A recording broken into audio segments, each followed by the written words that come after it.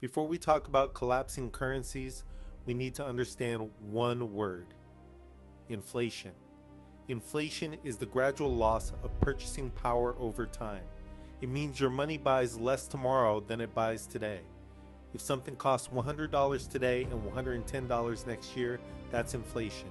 Your dollars didn't grow weaker physically, but their ability to buy things did. And when new money is created faster than goods and services are produced, the value of each existing dollar quietly shrinks.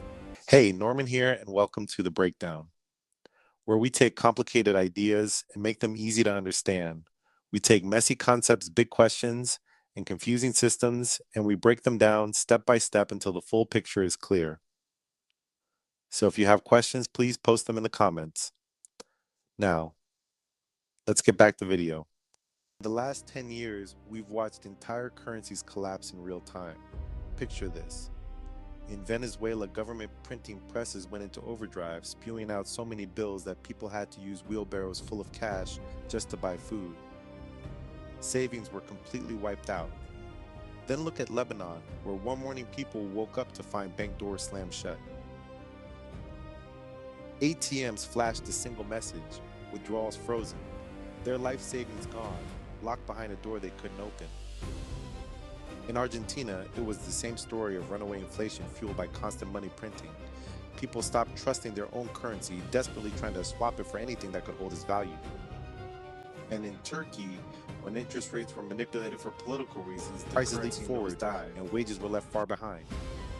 Different countries, different cultures, different leaders, but the exact same pattern. So what do all of these collapses have in common? It wasn't because people were lazy. It wasn't because regular folks were spending too much. The common thread was money that could be created without limits. When governments print money to solve short-term problems, that new cash doesn't reach everyone at the same time. It flows first to governments, banks, and large institutions. By the time it trickles down to working people, prices have already shot up. Your savings take the hit. Your paycheck can't keep up. You pay the price. Now let's bring this closer to home. When you work overtime, when you skip weekends, when you push through long days, you are trading your time for money. Finite, precious time you will never get back. So here's the real question. What happens to that time once it's stored as money in your savings account? Because lately, even when you do everything right, it feels like the finish line keeps moving farther away. You work harder, you save more, and yet the goal seems more distant than ever. That feeling is inflation. It's essentially a pay cut you never agreed to. The new money printed doesn't go into your paycheck first. It bypasses you. And by the time it circulates, your purchasing power has already been chipped away. So what actually causes this? Inflation happens when the supply of money grows faster than the supply of goods and services. Imagine an economy producing 100 goods. Now imagine there are $100 circulating. Prices stay stable. But if the number of dollars rises to 150 while goods remain at 100, each dollar represents less of the real economy. More money. Same goods. Higher prices. And here's the part most people miss. Inflation doesn't hit everyone equally. When new money is created, it enters through financial institutions, government programs, and large corporations. They get to spend it before prices fully adjust. By the time it reaches wage earners, retirees, and small businesses, the cost of living has already moved.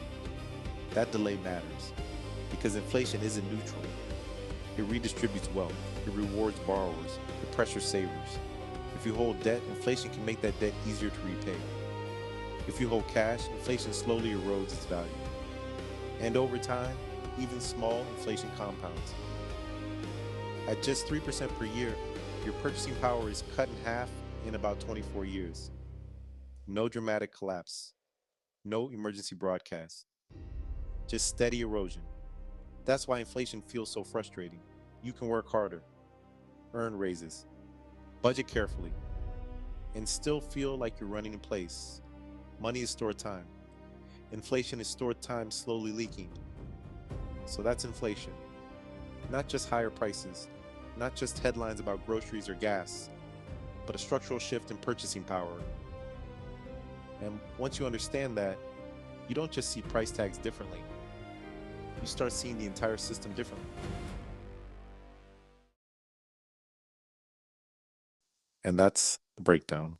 If this clicked or helped things make sense, like the video, subscribe, and comment what we should break down next.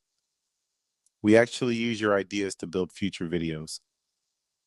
Until next time, stay curious and keep learning.